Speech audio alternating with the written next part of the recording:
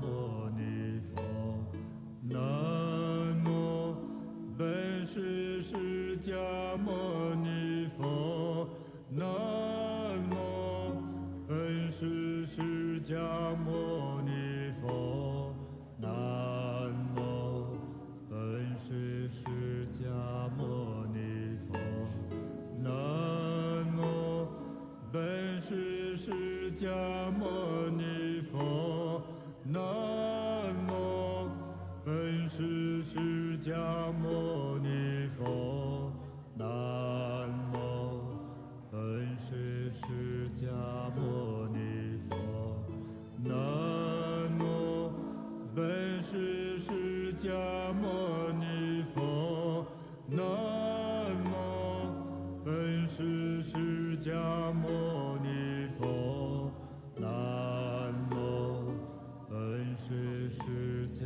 牟尼佛，南无本师释迦牟尼佛，南无本师释迦牟尼佛，南无本师释迦牟尼佛，南无本师释迦牟尼佛。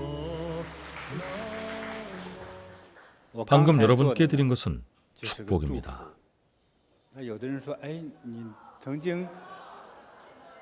스승님을 몇 차례 배웠는데도 두통이 사라지지 않습니다 라는 사람이 있는데 제가 드린 축복은 꼭 고통을 낫게 하는 것만은 아닙니다.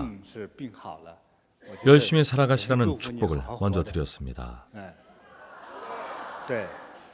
축복을 받은 분들 좀 진정이 되셨나요?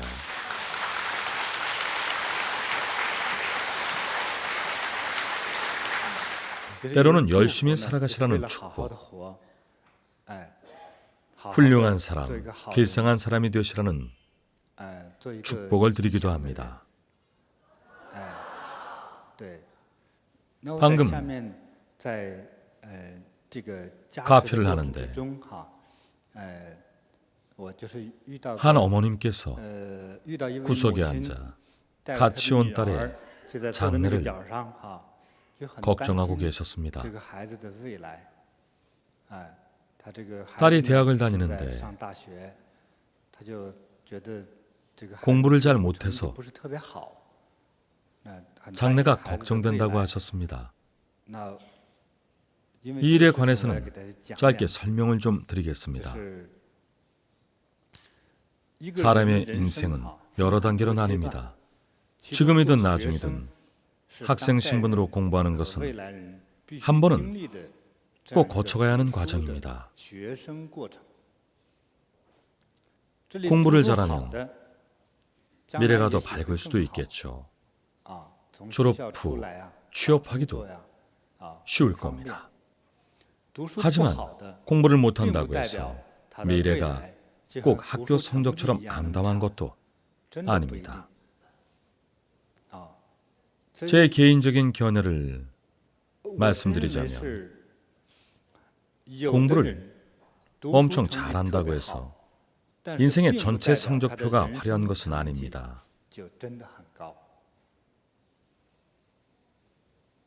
공부는 인생의 한 단계에 불과합니다. 좋은 대학을 나온 사람들이 참 많죠. 여러분의 동창들을 한번 보세요.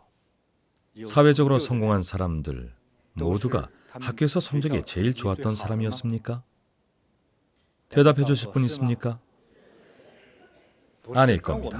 물론 성적이 뛰어난 사람을 부정적으로 볼 필요는 없습니다. 자기 성적이 안 좋았다고 다른 사람들을 깎아내린다면 그건 양심불량이죠.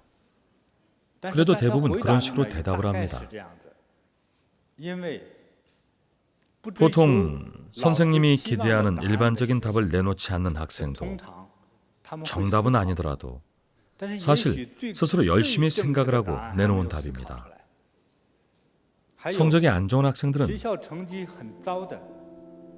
스트레스도 더 많이 받고 사회에 나가서도 먹고 사는 문제에 부딪힐 겁니다. 그럴수록 더 열심히 움직이고 생각하고 관찰하고 번뜩이는 생각들을 행동으로 잘 옮겨야 더욱 멋진 인생을 살 수 있습니다.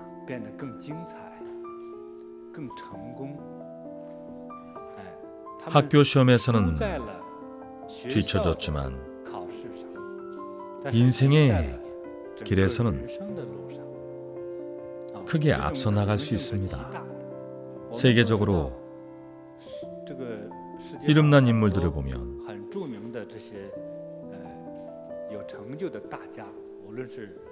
정치가든 과학자든 예술가든 각 분야에서 성공한 사람들이 학교에서 꼭 높은 점수를 받았던 것은 아닙니다.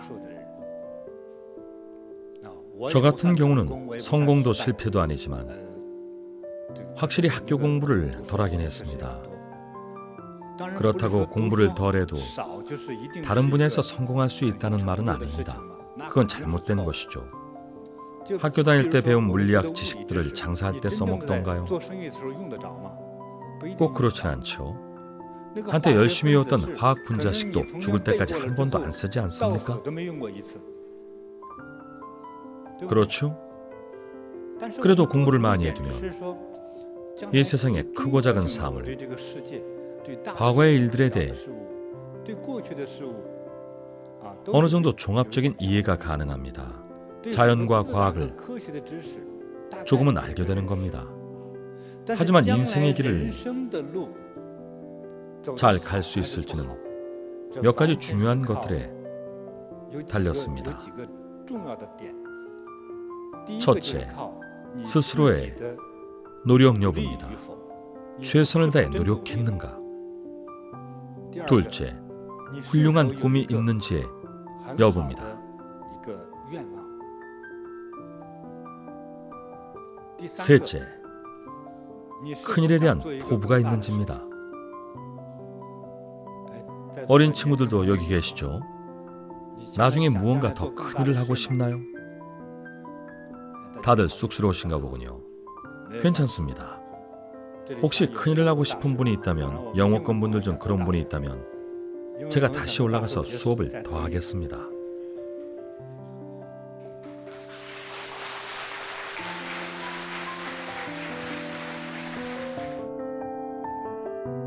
학교 성적이 좋다고 꼭 성공한 인생을 사는 것은 아닙니다.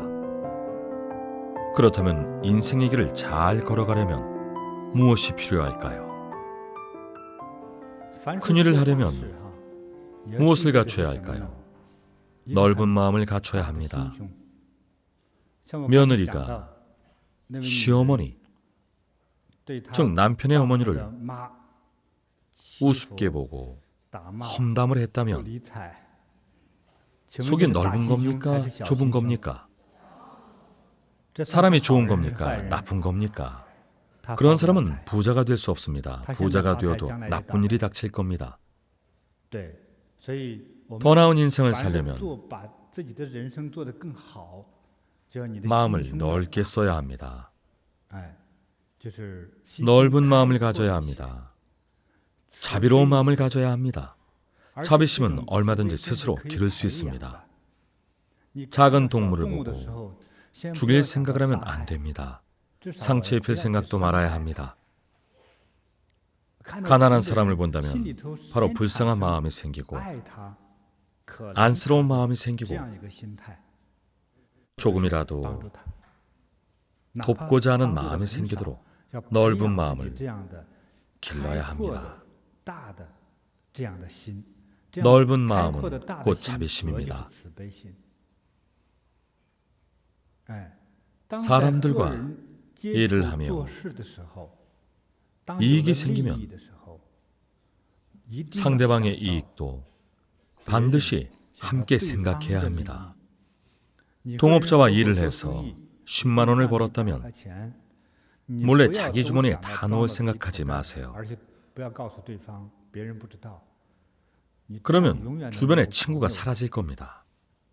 돈을 벌어도 실패한 인생입니다. 많은 관용을 베푸는 사람이 진짜 부자가 되고 큰일도 해냅니다. 꾸준히 보시하는 사람이 큰 돈을 법니다. 이 말 믿으십니까? 사실 밥 먹을 돈도 없으면 어떻게 보시를 하겠습니까? 그런데 가난하지만 보시하는 사람도 많습니다. 부귀한 명을 타고난 사람들입니다. 하지만 돈이 있어도 인색하고 구두쇠짓을 하면 언젠가 쫄딱 망하고 빈털터리가 됩니다. 돈으로 잘 베풀 줄도 알아야 합니다. 그것이 자연의 이치입니다. 자연의 이치. 우리를 있게 한 이 세상을 공경하고 받은 것을 돌려줘야 합니다. 제가 티베트에서 자랄 때 현지인들이 자주 하는 행동이 있었습니다. 밥을 먹을 때도 늘 하늘과 땅의 은혜에 감사했습니다. 친구를 사귄 곳의 주변 사람들, 산과 물과 바위 등 모든 것들에 감사하고 공경했습니다. 길을 가다 돌이 있으면 뒤에 오는 사람이 걸려 넘어지지 않도록 돌을 옮겨놓기도 했습니다. 이 세상에 대한 공경의 마음입니다. 그런 마음이 있어야 평안을 찾습니다. 우리도 이 세상의 일부이기 때문에 세상을 위해 내놓아야 합니다. 티베트 사람들은 마을에 길을 낸다고 하면 너나 할 것 없이 자발적으로 와서 도왔습니다. 장사로 많은 돈을 벌면 꼭 수입의 15% 이상을 떼어서 가난한 사람들에게 나눠줬고 나중에는 그보다 더 많은 돈을 벌었습니다. 자연의 이치가 그렇습니다. 항상 나누는 자세를 갖추면 하늘이든 신이든 부처님이든 그들이 보기에 천부적인 재산 관리자라고 생각하고 돈을 모두 맡깁니다. 항상 남과 나누는 사람이니까요. 인색한 사람은 어쩌다 돈을 벌어도 재물을 잠시 보관하는 것에 그칩니다.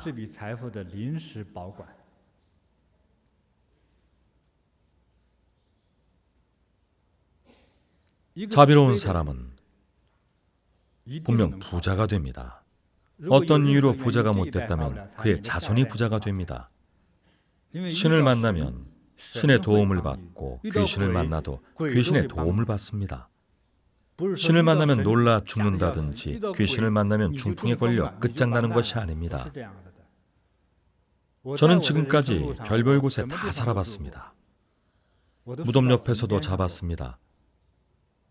제가 귀신을 만났을까요? 만나면 또 어떻습니까? 귀신이 옆에서 자겠다면 그러라고 합니다. 제가 잘 때 옆에서 저를 살살 간지럽힙니다. 분명 아무도 없는데 간지럽습니다. 그럼 여기도 가려우니 긁어달라고 합니다. 다 긁고 나면 저리로 가라고 합니다. 사람의 자비심은 인간의 범주를 초월합니다. 자비심을 가지고 있으면 어디에서든 모두로부터 도움을 받을 것입니다. 부자라고 못 되겠습니까? 반드시 됩니다. 자비로운 부모님들께서도 너무 자녀를 걱정하지 마세요. 성공은 결코 성적으로 결정되지 않습니다. 내 마음의 크기가 얼마나 큰지가 중요합니다. 본인이 어리석다고 생각하는 젊은 친구들에게 말씀드리겠습니다. 자신이 멍청하다고 생각하는 분 손 들어보세요. 따끔하게 한마디 하겠습니다. 본인이 어리석다면서 노력은 해봤습니까? 똑똑한 사람보다 더 열심히 해야 합니다. 돈 한 새가 먼저 난다는 말이 있습니다. 남들보다 일찍 일어나고 남들보다 1시간 더 수행하고 남들보다 더 공부하고 남들이 한 번만에 읽고 외운다면 10번을 읽으면 외워집니다. 더 노력하세요. 그래야 기초가 쌓입니다. 세상에 대해 아무것도 모르는 사람이 장사를 한들 돈을 벌 수 있을까요? 못 봅니다. 일단 뭐든 알아야만 합니다. 알려면 책을 읽어야 합니다. 노력이라도 해보셨습니까? 노력조차 안 하는데 하느님을 믿든 부처님을 믿든 어떻게 여러분을 부자로 만들겠습니까? 너그러운 마음, 자비로운 마음으로 최선을 다해 노력하면 세상을 얻을 수 있습니다.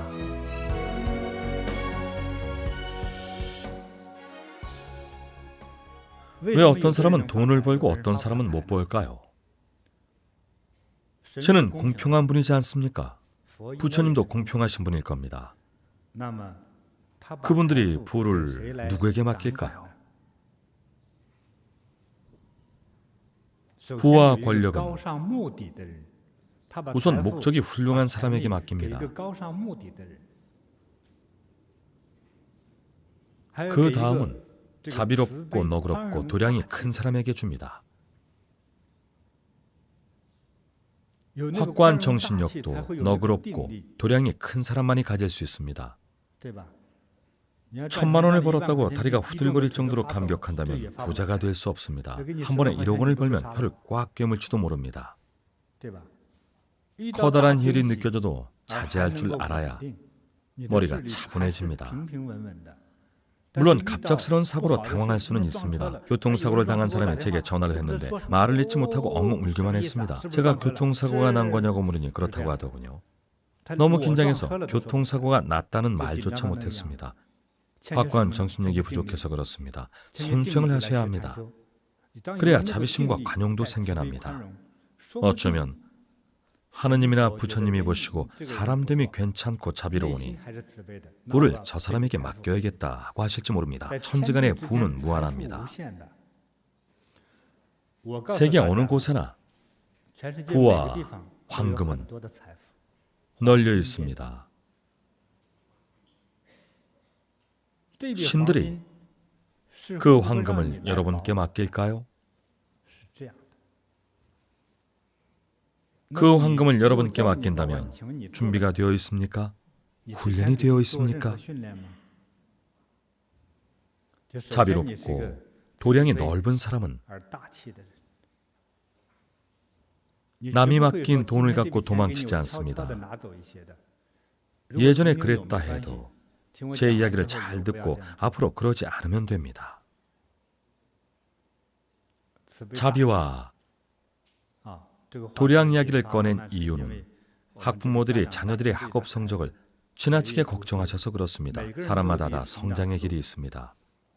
사람마다 공부 방법도 다릅니다. 물론 열심히 공부해서 선생님을 기쁘게 해드리는 것도 좋지만 그것이 궁극적인 해답은 아닙니다. 스스로 명확히 이해하는 것이 중요합니다. 그래야 그 지식을 활용할 수 있으니까요. 자녀가 구제불능이라며 실망하는 부모님들이 많습니다. 오늘 여기 있는지 모르지만 아주 훌륭한 장점을 발견했던 아이가 있었습니다. 3년 전 한 어머니가 저에게 애가 우울증이라고 아무것도 안 하고 맨날 무서운 귀신이나 유령 같은 그림만 그려서 우울증이 아닐까 의심된다고 했던 아이였는데요. 전 아주 훌륭하고 창의적인 화가라고 말씀드렸습니다. 뭘 그렸는 줄 아십니까? 말을 그렸습니다. 국제대회에 나가 대상도 받고 지금은 미국 명문대 입학 허가도 받았습니다. 아이도 좋아했고 엄마도 기뻐했습니다. 어젠가 그저께 오셨었는데 다들 행복해 보였습니다. 몇 년 전만 해도 어머님이 딸을 우울증 환자 취급했었는데 말이죠. 그러니 아이를 너무 걱정하지 마시고 많이 격려하고 칭찬해 주세요. 그럴수록 나중에 더 크게 성공할 겁니다. 부모님이나 선생님의 꼬지람 한마디가 천재였던 아이를 바보로 만듭니다. 천재였던 아이를 환자로 만듭니다. 하지만 따뜻한 격려 한마디는 바보도 천재로 만듭니다. 그 아이의 창의력이 얼마나 대단합니까? 그림의 값을 매기면 얼마일까요? 그림 사이즈가 대략 컴퓨터 모니터만 합니다. 한 점에 못해도 200만 원일 겁니다. 굳이 가격을 매겨보자면요. 아무도 안 사면 일단 제가 사겠습니다. 하지만 팔 때는 1,000만 원에 팔 겁니다. 앞으로 값이 더욱 뛸 테니까요. 남의 그림을 표절하지 않고 온전히 자신이 창작한 그림입니다. 언뜻 한 점인 것 같아도 자세히 들여다보면 그 안에 10점이 넘는 그림이 있습니다. 아주 신기합니다. 참으로 뛰어난 화가입니다. 부모님과 선생님은 그림을 몰라서 아이가 우울증이라고 생각했습니다. 아시아의 부모님과 선생님들은 아이들을 더 많이 격려하고 칭찬해 주세요.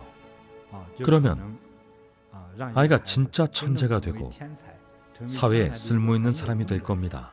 자신의 삶은 물론 사회에 무한한 빛과 아름다움을 주는 사람이 될 겁니다. 오늘 전해드린 깊은 축복을 잘 받으셨기를 바랍니다. 위대하고 자비로운 세상의 모든 어머니들을 위한 날을 기념하며 건강과 장수를 기원합니다. 감사합니다. 아이를 향한 따뜻한 격려 한마디는 바보도 천재로 만듭니다.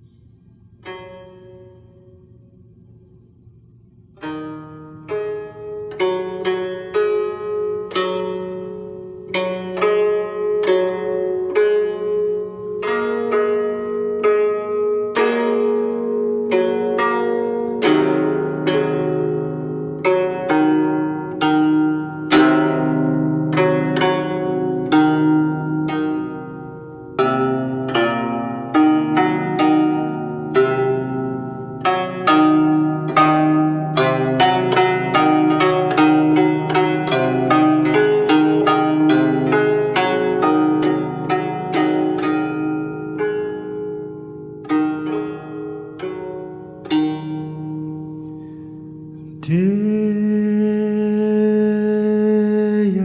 thờ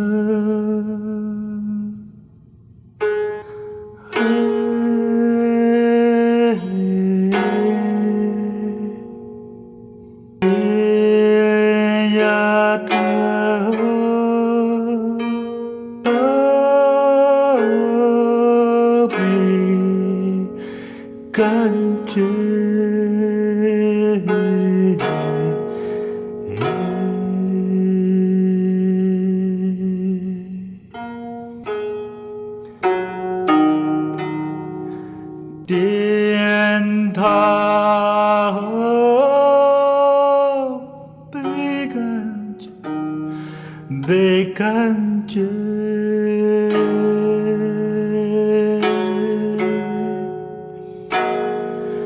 마베간제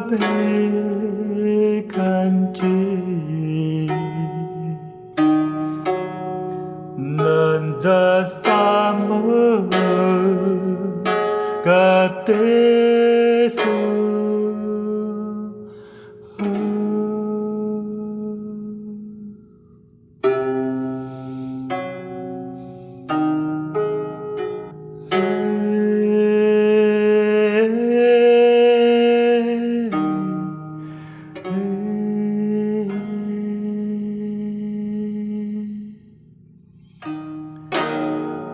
điện thờ hương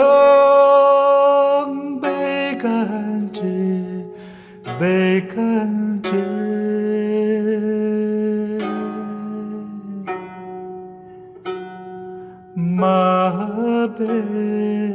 마베간제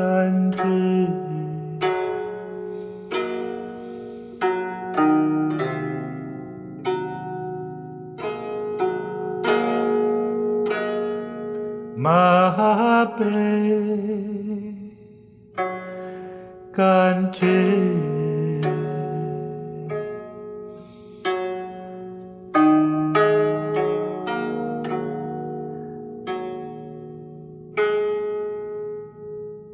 난자 사모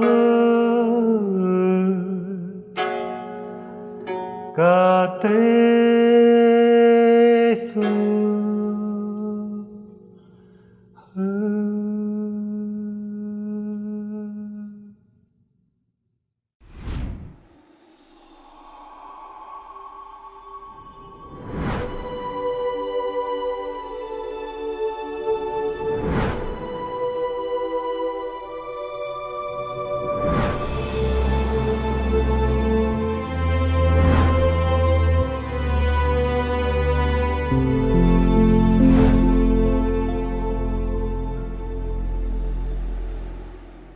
처음 딱 느낌은 오체 투자하면서 이거 풍선 있잖아요. 길거리에 있는 이 풍선.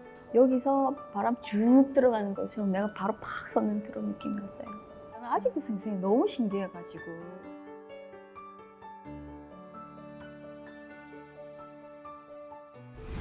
경남 양산에 사는 애긍이라고 합니다. 예전에 이제 창원에서 이제 학원 이런 아이들 가르치는 종류로 이제 일을 운영을 했었는데, 저는 이제 몸이 굉장히 약한 편이에요.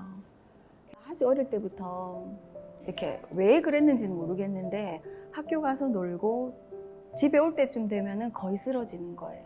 그래서 저희 어머니가 초등학교 때부터 이제 클 때까지 매일 업고 학교에 데려다주고 또 학교에서 오면 업고 또 병원을 다 찾아다니는 거예요. 병원 가는 게 이제 지겨워질 정도로 이 효과가 없으니까. 그래서 아픈 거, 몸이 개운하지 않은 상태로 이렇게 사는 게 저한테는 크게 이상하지가 않았어요. 항상 어깨가 아프고 또 심장병이 있어가지고 협심증이 굉장히 심했거든요. 이게 집안 내력인 것 같아요. 외할머니, 엄마, 저 이렇게. 그런 시기도 있었고 뭐 신장염도 있었고, 우리 선수에 오기 직전에는 너무 이제 피곤하고 스트레스가 많아서 한 7년 정도 됐나? 이렇게 바로 누워서 자지를 못했거든요. 이렇게 쭉 다리 뻗고 자지를 못했어요. 이렇게 몸에 에너지가 원체 없고 온도가 낮고 체온이 낮고 혈압이 낮고 그래서 항상 아랫배가 차갑고 그래서 한 거의 한 7년 10년 정도 이렇게 웅크려서만 잘 수 있었거든요. 피고 자면 이제 가위 눌리고 릴렉스가 안 되니까 매일 이제 약간 사이클이 안 좋았죠. 그래서 면역력이 떨어지고 알러지가 생기고 그 다음에 가장 중요한 거는 판단력이 자꾸 흐려지는 거예요. 그래서 매번 운영을 하다 보면 일을 하다 보면 뭔가를 결정해야 되고 판단을 해야 되는데 어려운 일이 생기면 빨리 이 순간을 해결하고 혼자 있고 싶고 쉬고 싶고 이제 이런 일이 생기니까 학원 운영에 지장이 생기고 문제가 생기고 사람하고 트러블이 생기고 이제 이런 일이 이제 조금씩 생기기 시작할 무렵에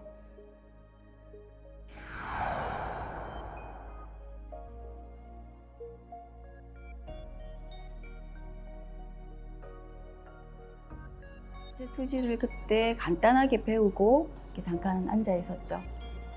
앉는 순간 이렇게 그 주유소에서 주유할 때 기름이 콸콸 쏟아져서 차에 들어가잖아요. 그것처럼 몸 에너지가 쫙 차오르는 거를 정말 순식간에 느꼈어요. 보통 이제 그런 경험도 다들 있던데 저도 역시 그랬고 그래서 그날 이후로 아주 자주 10시 다 돼가지고 왔어요. 삼배하고 집에 가고 그래도 2시간 운전거리가 저한테는 굉장히 힘든데도 삼배를 하면 괜찮아지니까 병원에 가는 것보다 명상을 하는 것이 몸과 마음이 가장 편했다는 지영 씨. 보리 선수 명상을 접하면서 인생의 가장 큰 고비 중 하나를 넘기는데 큰 도움을 받았다고 합니다. 수행을 온전히 여기서 수행을 3, 4년 동안 하면서 참 일이 많았거든요. 제 개인적으로. 그 뒤 수습하는 일도 있었고 수습이라는 게 사람뿐만 아니고 돈이 있어야 되는 문제가 생겼었어요. 한 1억 넘게, 억대가 넘게 이제 필요했었는데 갑자기 열흘 만에 돈이 준비가 안 되니까 전화가 오고 막 심장이 터질 것 같고 불안함이 극에 달하고 그래서 이제 저는 결정을 했죠. 이렇게 계속 힘들 순 없다. 이쪽은 지금 어차피 내가 안 되니까 어차피 해결할 수 없어. 안 되니까 놔두고 이거 하자. 머릿속에 뭐가 있든 제가 한 거는 봉사도 하고 대강명을 열심히 하고 그랬더니 해결이 되기 시작하는 거죠. 처음엔 막 빌려서 해결하다가 그 다음에 뭘 어떻게든 해결하다가 안 되는 타이밍이 오기 시작하는 거예요. 그래서 마음의 평정을 위해서 대강명을 앉아가지고 이렇게 하면 제가 몇 번이나 그랬는데 이렇게 핸드폰에 띵동 하고 입금이 됐습니다. 이렇게 문자가 들어올 돈이죠. 또 지금 입금될 돈이 아닌데 먼저 들어온다든지 어디서 구해져야 되는 안 구해지던 건데 구해졌다든지 이렇게 삐걱거리던 것들이 자꾸 이렇게 딱딱 맞아 들어가는 일들이 그게 이제 그 돈 경제적인 부분, 금전적인 부분 이 그때 제일 힘들었으니까 그런 일들을 몇 번이나 겪고 또 알아차리게 되는 거지.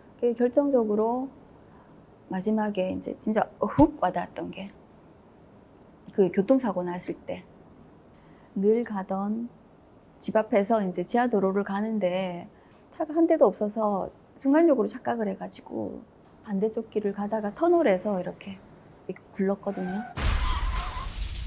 보통 핸들을 놓고 이렇게 막 겁낸다는데 그때 정신이 번쩍 들더라고요. 그 상황을 내가 내 눈으로 다 지켜봤어요.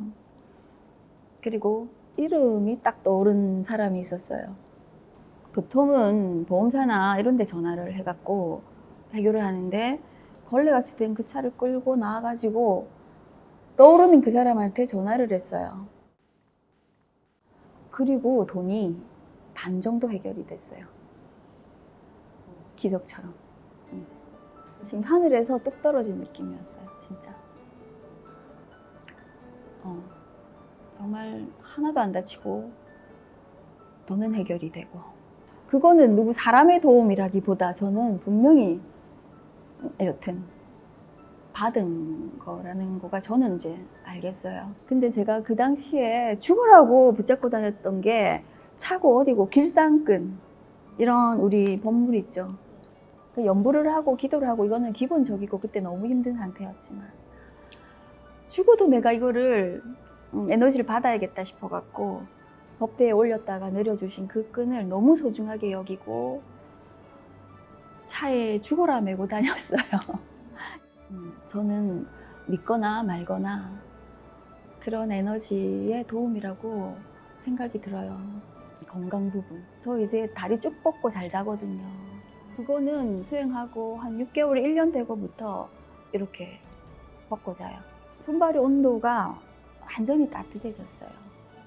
그래서 평생 개운한 게 뭔지 모르고 평생 진통이 없는 게 뭔지 모르는 그 상태를 지금 50 넘어서는 괜찮아지고 아 개운하다, 되게 눈앞이 맑다 이런 것들을 느끼면서 살거든요. 휴식증도 괜찮으시죠? 여튼 체질이 약간 그런 게 있다 보니까 마음대로 뛸 때가 있거든요. 심장. 얘가 그러면 제가 그냥 가만히 이렇게 몸을 관찰해요. 가만히 있어봐요. 그리고 기다리고 우리 화골법이나 이런 보리청정 같은 거 많잖아요. 수행한다든지 이렇게 하면 제가 컨트롤이 지금은 조금 가능한 것 같아요. 그래서 검사를 뭐 마지막에 할 때 몇 년 전이기는 하지만 크게 뭐 나쁜 거 이런 거는 없어요. 그 다음에 마음은 저는 사실 기적이 이거라고 봐요. 마음의 변화. 다른 사람이 잘 되는 거 이런 게 정말 기쁘거든요. 보통은 보통 그렇게 하죠. 아, 참 잘 됐다 하지만 마음속 깊이 들어갔을 때 나만 아는 내 마음을 딱 돌아보면 아닌 부분이 요만큼씩 다 있어요. 내 새끼가 더 잘 됐으면 좋겠고 내가 조금은 더 잘 되면 내가 더 빨리 잘 됐으면 좋겠고 이런 마음이 있었거든요. 그런데 진심으로 제가 뭐 누군가를 도와줄 때 참 기쁘더라고요. 정말 기쁘고 살아가는데 정말 중요한 게 사실은 다른 사람의 불편함을 덜어주는 그게 훨씬 더 내가 좋아지는데 빠른 길이라는 거를 이제 알게 됐으니까 쉽게 하게 되고 이렇게 조그만 일을 해도 정말 기쁘고 이런 변화가 저한테는 기적이에요. 뭔가 큰 일을 해야 잘하는 것 같고 정말 작은 일을 하면은 위축되고 이랬었는데 지금은 작은 일을 가다가 뭐 하나를 주워도 정말 기쁘고 잘했다고 스스로 칭찬해주고 저한테는 이게 지금 너무너무 좋은 평화로운 시간입니다.